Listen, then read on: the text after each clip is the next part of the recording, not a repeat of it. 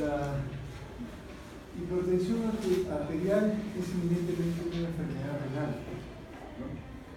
Hay muchas formas de verlo.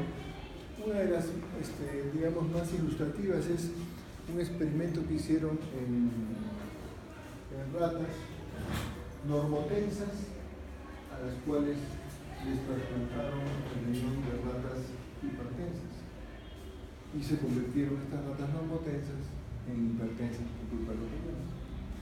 Y a ratas hipertensas le trasplantaron riñones de ratas normotensas, y esas ratas hipertensas normalizaron su presión arterial.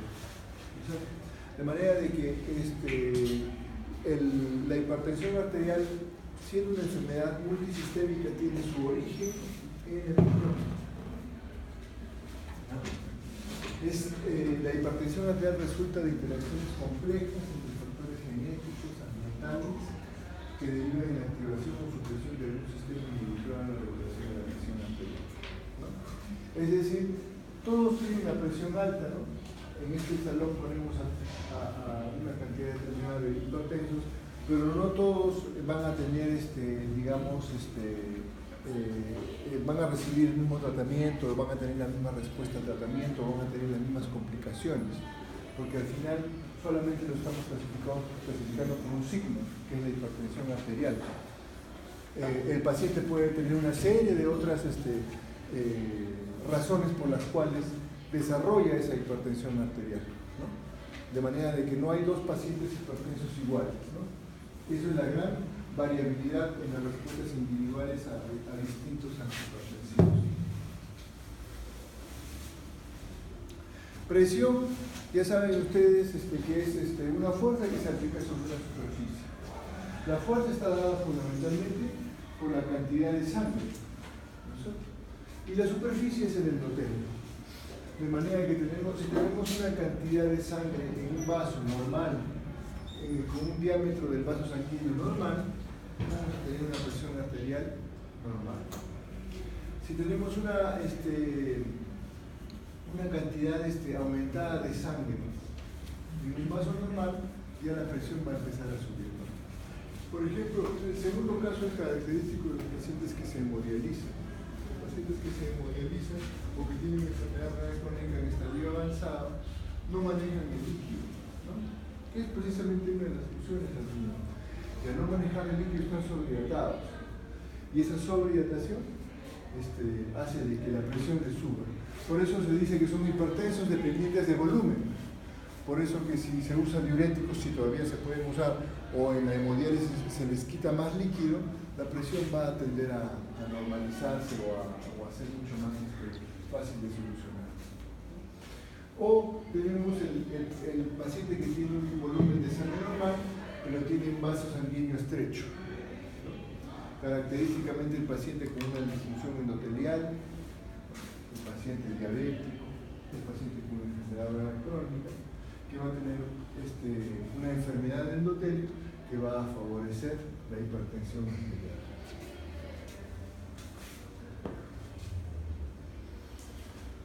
Eso es por un lado por la hipertensión arterial. ¿Qué cosa es la enfermedad renal crónica? ¿No?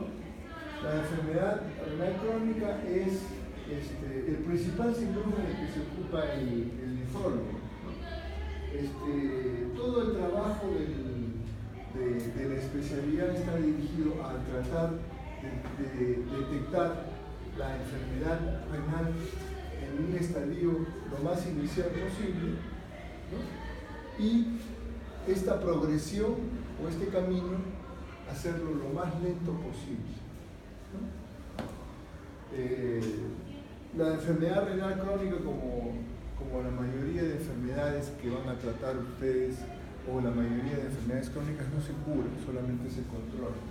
De manera de que un control adecuado va a permitir, por ejemplo, que el paso de la enfermedad renal crónica estadio 1 a 5, en vez de ser en 5 años, sea en 30 o en 40 o en 50. Y tengamos menos patologías o menos complicaciones para solucionar, ¿no? Antes, tan importante es la prevención de la enfermedad renal crónica que la clasificación antes era desde acá. Leve, moderada, severa y terminal. Después el término terminal sonaba feo, dijeron, enfermedad renal crónica definitiva o insuficiencia renal crónica definitiva, ¿no? Entonces este es el paciente que tiene insuficiencia renal crónica leve, moderada, severa, terminal o definitiva. Se agregó el estadio 1, que es el paciente que tiene una buena función renal, pero con una amenaza latente sobre ese riñón que hace de que si es que no nos preocupamos del paciente o la enfermedad es muy severa, va a pasar al estadio 2 o el estadio 3, digamos, dentro de su progresión. Es decir, el paciente que tiene buena función renal y es diabético, el paciente que tiene buena función renal y es hipertenso, el paciente que tiene buena función renal y tiene proteinuria, ese paciente tiene enfermedad renal crónica estadio 1. Eso lo han puesto para que el paciente entienda o salga de la consulta sabiendo que ya tiene una enfermedad renal crónica sin necesariamente tener insuficiencia renal, o sea, disminución de la función renal.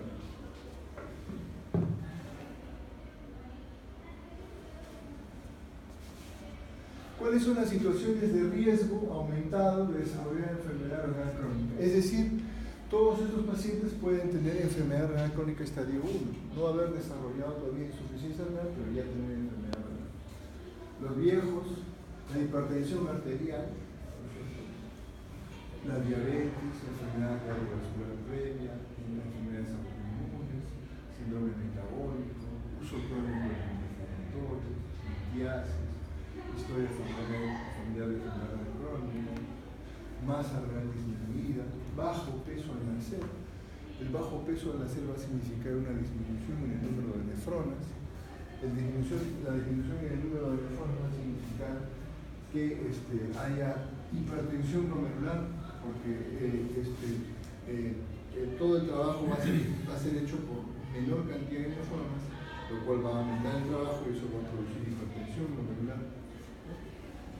Y minorías étnicas como afroamericanos, etcétera, que tienen mayor riesgo de ser insuficiencia renal, ¿no? Esto de bajo peso al nacer es una cosa interesante, es decir, el paciente que nace con bajo peso de su riñón, de su hígado, de su pulmón, ¿no? Y el riñón con poco peso significa que tiene disminución en el número de nefronas. Normalmente tenemos 1 millón de nefronas por cada riñón. Imaginémonos que nace un paciente con un riñón único, es decir, tiene 1 millón de nefronas. 1 millón de nefronas que van a hacer el trabajo de los 2 millones. Y ese exceso de trabajo va a producir hipertensión glomerular. Y la hipertensión glomerular lo que va a producir es fibrosis posterior, ¿no? El problema de la hipertensión glomerular, el problema de la proteinuria, es de que es el preludio de la fibrosis. Entonces hay una reproducción en la filtración, esclerosis glomerular adquirida, hipertensión glomerular sistémica. Es decir, la hipertensión arterial puede ser causa o puede ser consecuencia de la insuficiencia renal. Por eso que ustedes ven de que la causa de enfermedad renal crónica, o sea, la hipertensión arterial como causa de enfermedad renal crónica está hipertrofiada, ¿no? Más o menos les dicen que el 40% de los pacientes que tienen enfermedad renal crónica estadio 5 tienen hipertensión. Pero eso no es muy cierto, porque muchos de ellos tienen hipertensión como consecuencia de la insuficiencia renal, ¿no? O sea, primero fue la insuficiencia renal y después fue la hipertensión. Y en algunos de ellos, aproximadamente el 17%, que son las estadísticas mundiales, la hipertensión arterial fue primero y después fue la insuficiencia renal.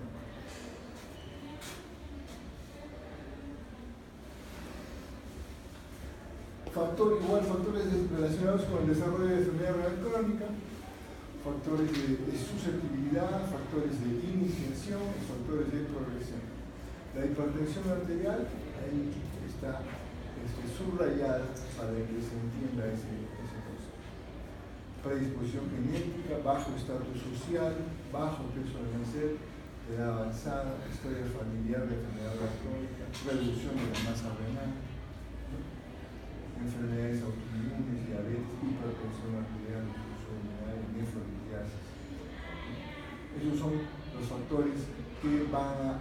favorecer el desarrollo de la insuficiencia renal.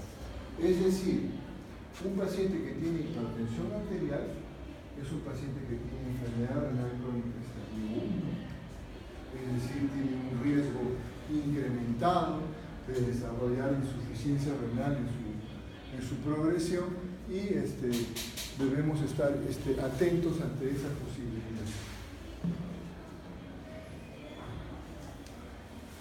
¿Por qué la hipertensión arterial me pudiese dañar el riñón o favorecer el desarrollo de la insuficiencia renal?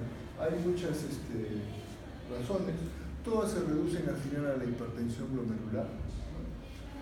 La aldosterona tiene una acción fundamental ahí. Hay fibrosis, inflamación tubular intersticial, fibrosis, hay ¿por qué? Porque hay pérdida de porocitos, o sea, alteración en la barrera de filtración glomerular, hay reacciones de oxidación, ¿no? que van a favorecer la insuficiencia renal crónica y la hipertensión arterial. En este caso, la insuficiencia renal crónica es primero y después es la hipertensión arterial. Por eso de que ustedes cuando tienen un paciente con hipertensión arterial están en la obligación de descartar insuficiencia renal o enfermedad renal, ¿no? Y muchas veces van a encontrar un grado de deterioro de la función renal. La siguiente pregunta que se tiene que hacer es: ¿la hipertensión arterial es causa de la insuficiencia renal o es consecuencia de esta hipertensión arterial que ha ocasionado daño del órgano? La angiotensina 2, ¿no? ¿Cómo funciona habitualmente la angiotensina 2? Disminuye la presión arterial. Al disminuir la presión arterial hay estimulación de la activación, hay activación simpática, hay secreción de angiotensinógenos, de renina, que va a favorecer la aparición de angiotensina 2 y aumento de la presión arterial. Es decir, la disminución de la presión arterial normalmente va a favorecer la activación del sistema renina-angiotensina-aldosterona. ¿Cuál es el problema? El problema es que cuando no hay hipotensión arterial, no hay deshidratación, no hay ningún estímulo normal, entre comillas, para estimular el sistema renina-angiotensina. Sin ninguno de estos estímulos normales, el sistema renina-angiotensina igual se estimula, ¿no es cierto? Es decir, yo estoy con una hidratación adecuada, estoy con una presión adecuada y mi sistema renina-angiotensina está estimulado, ¿no? Eso es al final la hipertensión arterial, fundamentalmente, ¿no? Es decir, o está estimulado mi sistema renina-angiotensina o está estimulado mis catecolaminas cuando no es necesario. ¿Y por qué es eso? Bueno, hay muchas teorías, ¿no? La teoría más bonita es la teoría de que nosotros todavía estamos, digamos, viviendo en una época que nuestro cuerpo sensa escasez de agua, escasez de comida, ¿no? Cuando ya no la hay, pues, ¿no? Ya no hay escasez de agua, escasez de comida. Tenemos acceso al agua ilimitado, a la comida también. Entonces, esa variación hace de que mi sistema renina-angiotensina-aldosterona esté siempre estimulado, ¿no? Y se desarrolle la hipertensión arterial.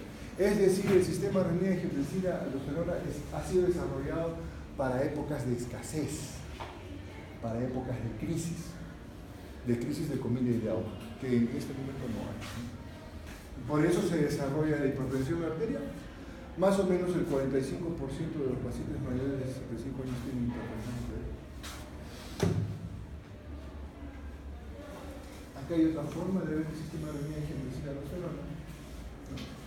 Que por intermedio de los receptores AT1 van a producir vasoconstricción, formación de radicales libres, proliferación celular, apoptosis, actividad neuromuscular, que lo que va a producir es fibrosis, en este caso renal. O sea, los receptores AT2 que se tratan inclusive de estimular por algunas drogas, son las que van a hacer lo contrario, ¿no? Va a subir la presión y disminución de la inflamación.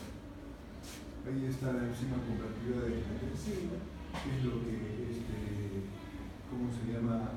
Habitualmente se inhibe, ¿no? con la medicación, y la otra medicación que actúa a este nivel inhibe los antagonistas o inhibe los receptores de angiotensina 2. El problema es de que indistintamente inhibe a estos dos tipos de receptores.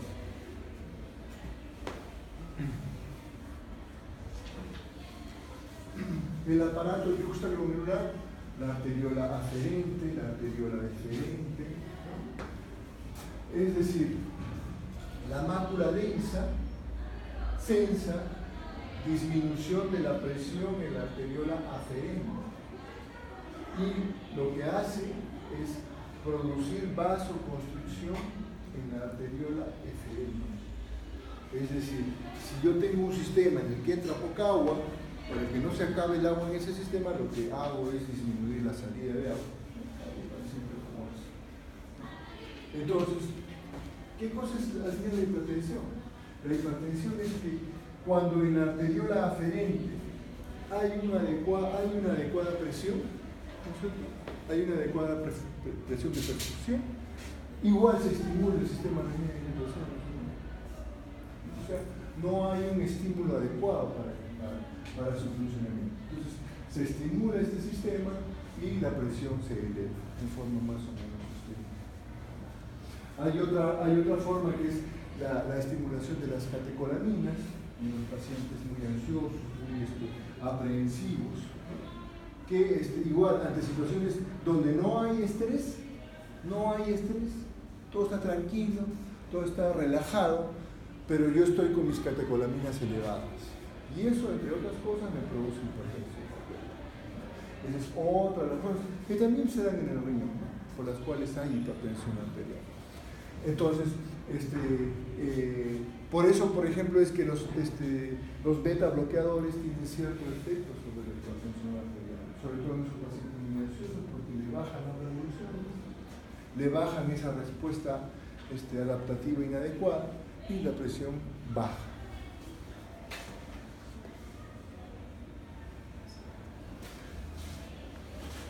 Es decir, la arteriola aferente, ¿no?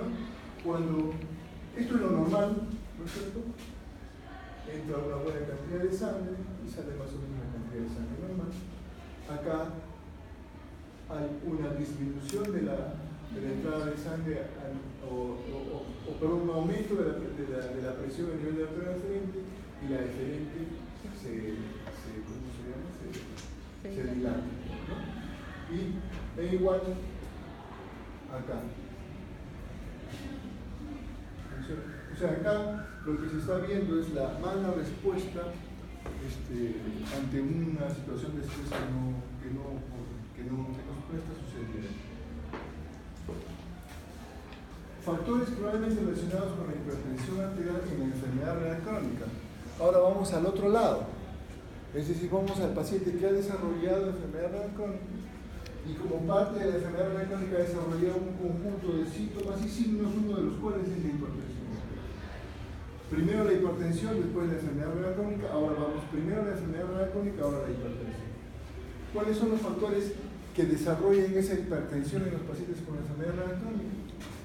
Hipertensión arterial persistente, expansión del volumen extracelular, pacientes sobredatados, estimulación del sistema renina angiotensina-aldosterona, aumento de la actividad simpática, ¿no?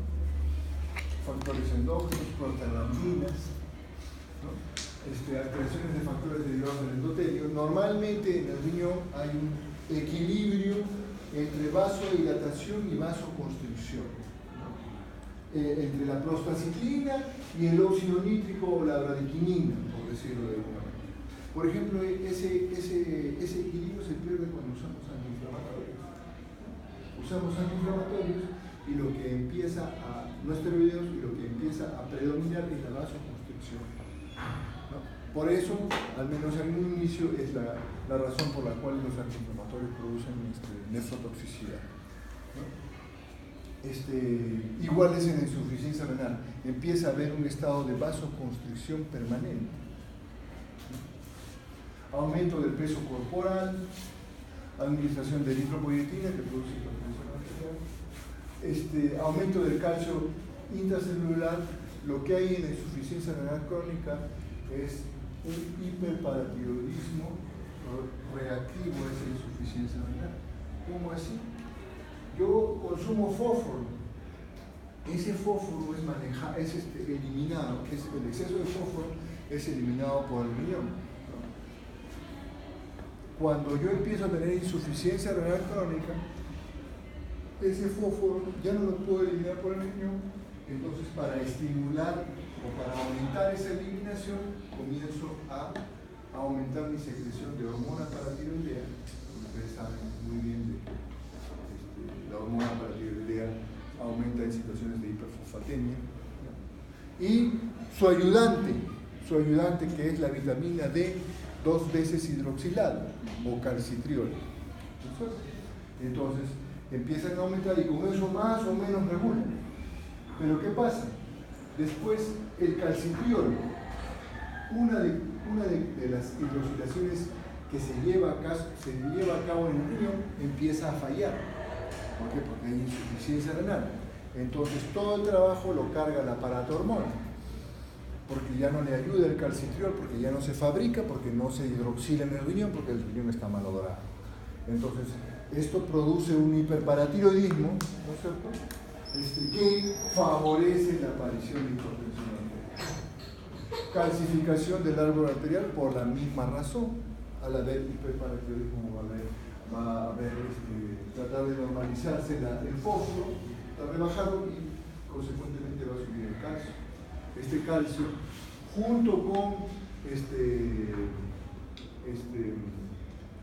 procesos inflamatorios, el paciente con enfermedad crónica, con hipertensión arterial, con diabetes, es un paciente inflamado crónico, por decirlo de alguna manera. Todo eso va a favorecer calcificaciones que, como ustedes han visto en la génesis de la hipertensión, van a favorecer la aparición de la misma. Drogas, como los inhibidores de la calcineurina, que son las ciclosporina, tacrolimus, esteroides, arteriopatía renal.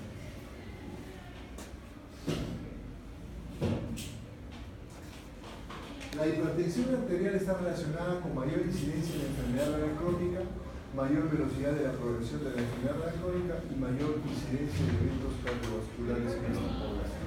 Es decir, el tratamiento de la enfermedad renal crónica tiene como una piedra fundamental el tratamiento de la hipertensión, así como tiene como piedra fundamental el tratamiento de la diabetes.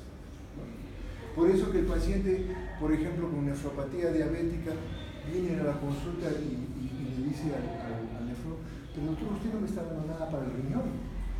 Yo no recibo nada para el riñón. No, señor, lo que tiene usted que es controlarse su diabetes, controlarse su hipertensión si es hipertenso, y eso va a ayudar a de que la enfermedad renal crónica por diabetes mellitus progrese en forma mucho más lenta. Pero no va a haber lógicamente una medicina, una droga que me disminuya el daño renal por diabetes mellitus. Por eso que tiene que controlar la presión arterial en pacientes con insuficiencia renal. Lógicamente, la hipertensión arterial favorece la progresión de la enfermedad renal crónica a través del incremento de la presión intraglomerular e inducción de proteinuria. El aumento de presión intraglomerular es un concepto que tienen que entenderlo, ¿no? Es decir, lo que hay entre la arteriola aferente y eferente, todo ese penacho de vasos, que es el glomérulo, la presión dentro de ese sitio aumenta. Ya saben que presión es fuerza sobre superficie. Entonces aumenta esa presión. ¿Por qué? Porque hay una vasoconstricción. Porque la arteriola eferente está cerrada sin, digamos, alguna razón para que esté, entonces la presión empieza a aumentar. Y al aumentar la presión, lógicamente la filtración va a aumentar también. Y lógicamente va a aumentar la filtración de las proteínas. Y la filtración de las proteínas va a provocar más inflamación, y la inflamación va a provocar más hipertensión glomerular. Entonces todo se va a hacer digamos, un círculo vicioso. Es decir, en un paciente con enfermedad renal crónica, diabético por ejemplo, controlamos la diabetes, controlamos la hipertensión y de alguna manera controlamos la proteinuria, estamos haciendo bastante por eso. La proteinuria es un signo de inflamación, ¿no? Los guachafos dicen, la proteinuria es el llanto del endotelio. Efectivamente, es el llanto del endotelio, ¿no? Quiere decir que todo el glomérulo está inflamado y por eso hay proteinuria. Entonces, la reducción de la presión arterial es la progresión del enfermedad renal crónica. El objetivo de control de la presión arterial debe ser individualizado en función del riesgo de eventos adversos derivados del descenso de la presión arterial en pacientes con patología arterial. Moraleja, ¿qué presión debo tener, doctor? La mínima tolerada. Si toleras 80-50, perfecto. Con 80-50 estás caminando por la calle. Si toleras 13-8, 14, estás caminando con 14-8, 13-8. Con 15-9, 16-9 es lo que tolero. Porque si me baja a 14-8, a 12-8, me caigo en el piso. Me caigo. Tengo claudicación, ¿no? Tengo mareos, ¿no?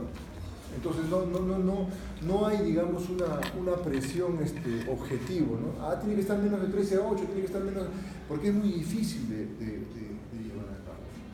Yo me acuerdo mucho de un paciente muy disciplinado, con mucho apoyo de la familia, que le controlamos la presión, y claro, controlar la presión sonaba gracioso porque tenía presiones de 15-9, 16-10, 16-11, y pensábamos y efectivamente la presión estaba controlada porque venía de presiones mucho más altas, ¿no? Bueno, el paciente vivió alrededor de 15, 20 años con esa presión y bueno, ya se murió de viejito, pero logramos controlar la presión como un factor de progresión de enfermedad renal crónica.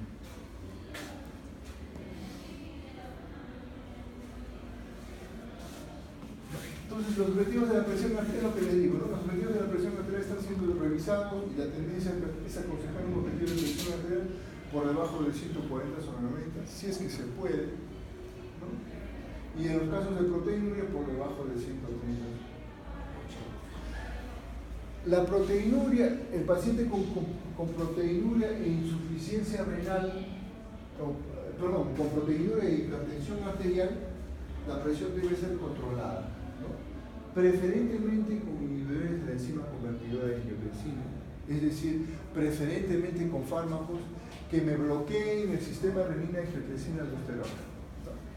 Ahora, eso no es tan cierto, porque cada vez existe más evidencia que el simple hecho de disminuir el numerito, ya sea con calcio antagonista, sea con anticoagulativos de origen central, que sea con diuréticos, etc., pero disminuir el numerito, ya ese simple hecho mejora bastante la sobrevida renal, ¿no? Pero bueno, para no confundirnos, la droga de elección es inhibidores de enzima convertidora o antagonistas de los receptores angiotensinados.